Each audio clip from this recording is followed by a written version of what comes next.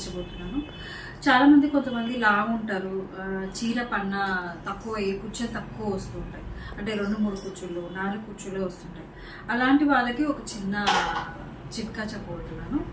ఇలా చీర ఎవరైతే తీసుకుంటారో ఆ చీర కలర్లోనే ఇలా ఒక చిన్న క్లాత్ని జాయిన్ చేసుకుంటే ఇలా చీరకి ఇలా నేను ఇది చూపించేది నేను ఒక జాకెట్ పీస్ని జాయిన్ చేశాను. సో నాకు కొంచెమే అవసరం కాబట్టి కొంచెము జాయిన్ చేశాను.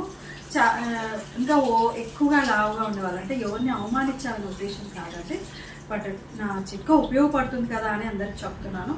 ఇలా ఇక్కడ నేను ఒకటి క్లాత్ జాయిన్ చేశాను కదండి, ఇలా ఇది ఎక్స్ట్రా క్లాత్ ఇలా జాయిన్ చేసుకుంటే మీకు చాలా వరకు ఈ పన్నా అనేది లోపలికి వెళ్తుంది, అంటే మనం కట్టుకునే చెరుగులోకి వెళ్ళిపోతుంది కాబట్టి. సో ఇది కనపడదు, అంటే శారీ కలరే తీసుకుంటే ఇంకా బెటర్ కలర్ అండి, మీకు ఏ ప్రాబ్లం రాదు. ఇలా శారీ క్లాత్ని జాయిన్ చేసుకుంటే మీకు కుర్చీలు అనేవి ఎక్స్ట్రాగా వస్తాయి. చీర లావుగా ఉన్న వాళ్ళకి కూడా కుర్చీలు చాలా అందంగా కనపడే అవకాశం ఉంటుంది, కుర్చీలు ఎక్కువగా వస్తాయి. సో ఇలా మీరు కూడా నా సలహాని, నా చిట్కాని మీరు ఉపయోగించుకుంటారని అనుకుంటున్నాను. And thanks for the watching. మీకు నచ్చితే